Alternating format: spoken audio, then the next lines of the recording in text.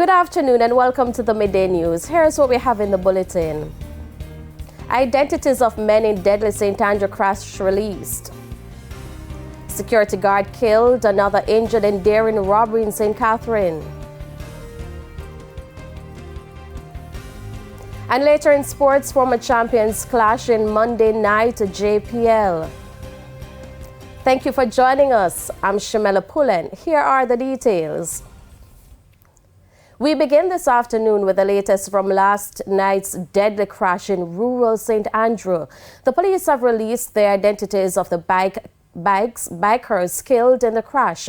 That story in just a moment. But first, our reporter Jamaica Maitland visited the crash site this morning and filed this report.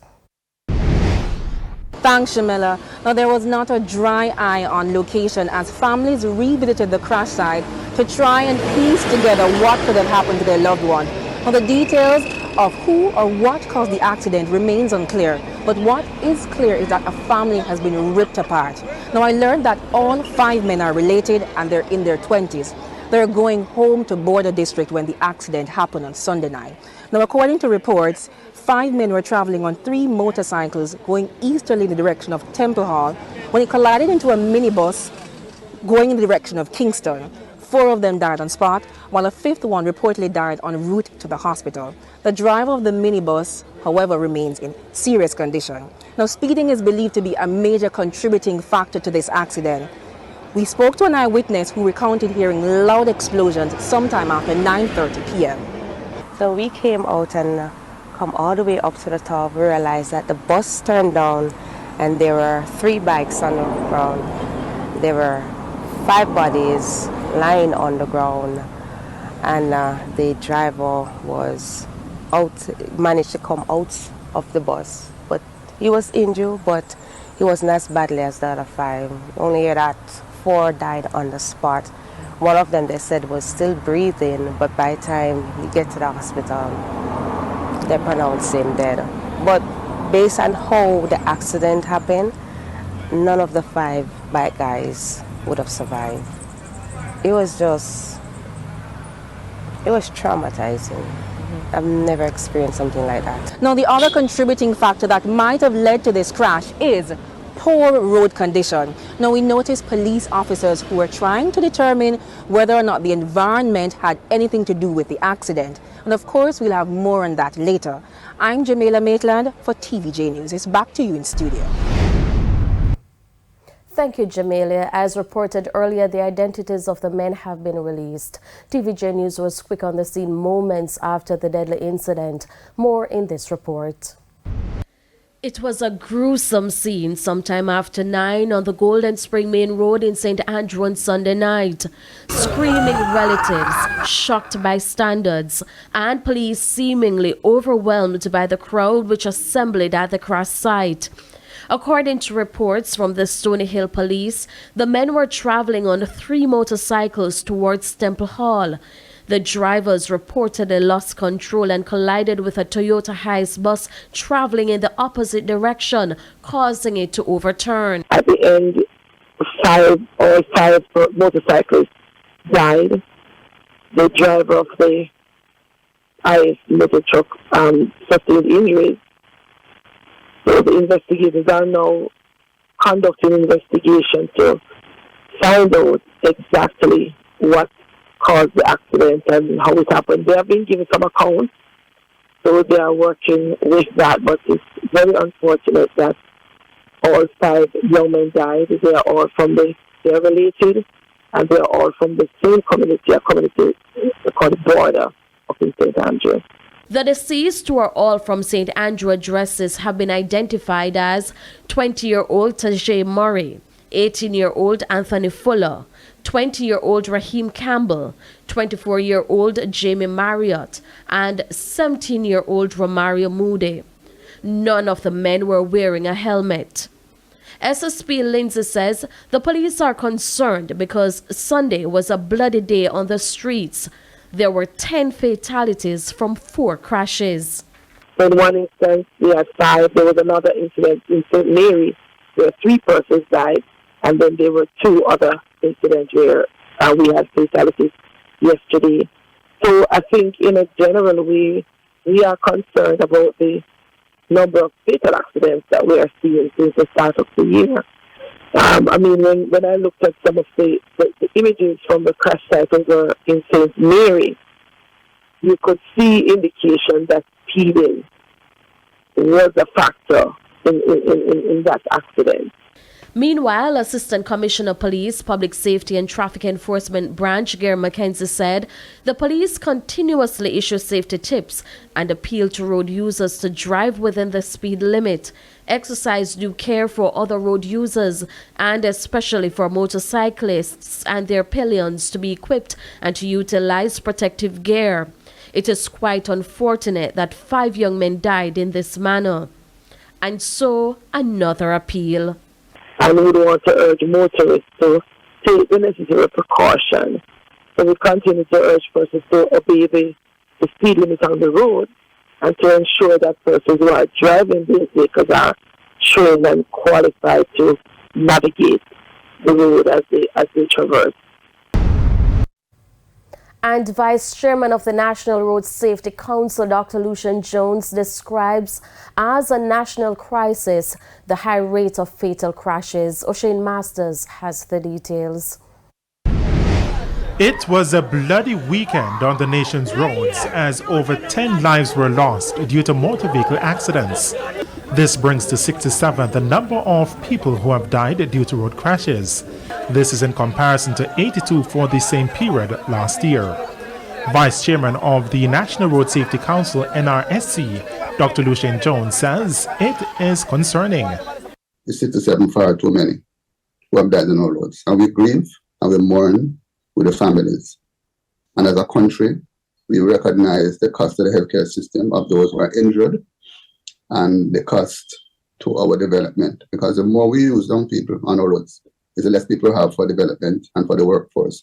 But citizens have raised concern about the time period in which service units, namely the police and ambulance, took to reach on the scene of the 5 motorcyclists who died last night. Dr. Jones also responded to those concerns.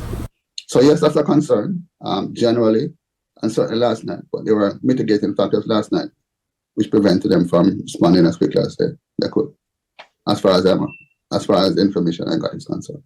But with deplorable road conditions, the order of the day in a number of communities, the NRSC Vice Chairman says discussions will be held to see how these can be addressed in a timely manner. There are roads on the North Coast which are slippery even when dry, much less when wet, which is a major concern to us. And I know what a concern to the Prime Minister, who is working, I know, to get those roads fixed.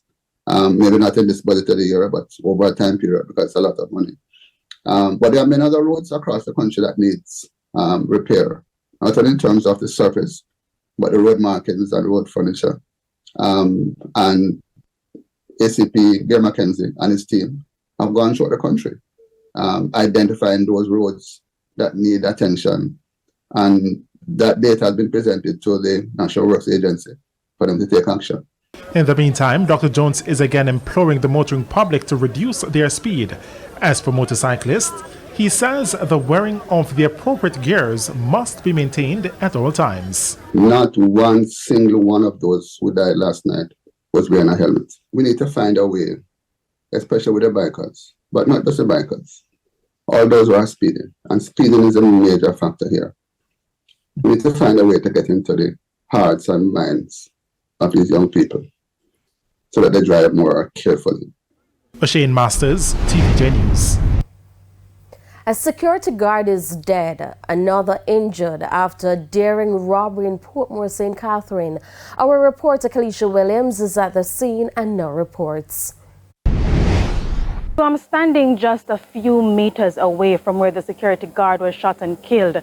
I understand he was delivering cash to this JN Bank behind me with his female colleague when they were attacked by armed men. Now, sources say 4 men with high-powered rifles carried out the attack around 8 o'clock this morning. Now, I understand they managed to escape with a large sum of cash. For persons who may not understand where I am at at the Portmore Pines Plaza along Brayton Parkway in Portmore, St. Catherine, just a few meters down the road from Price Mart. And there are several stores on this plaza, and around this time, it's usually peak hours for persons to conduct business. And I understand today is the day when most persons would be collecting path payments. So dozens of persons were here this morning, and just being on the scene, I can tell that persons were visibly shaken by the incident. TVJ News also spoke with Senior Superintendent of Police, Stephanie Lindsay, and this is what she had to say. As we speak, I got some information that there was an incident happened in Portmore a short while ago involving an armored vehicle. We understand that the vehicle was attacked by gunmen. I don't have all the details. I know that at least one of the security guards, we understand, was shot and injured, not able to speak to his condition. I know he was being transported to the hospital at the time when I spoke with the individuals there. So I don't have a lot of detail, but I can confirm that there was in fact a shooting incident involving an armored vehicle a short while ago. We can confirm that one of our vehicles was attacked this morning. It has resulted in injuries and the loss of one of our team members. Today is a very sad day for us, particularly at this time for beryllium. We are cooperating fully with the police in this matter, and it's an ongoing investigation at this time. They are not in life-threatening situations, but they are receiving medical attention at this time. No, I'm still gathering more information from the police, and I'll provide more updates in subsequent newscasts. It's back to you guys in the studio. Thank you, Kalisha. It's time for a break. Stay with us, more stories when we return.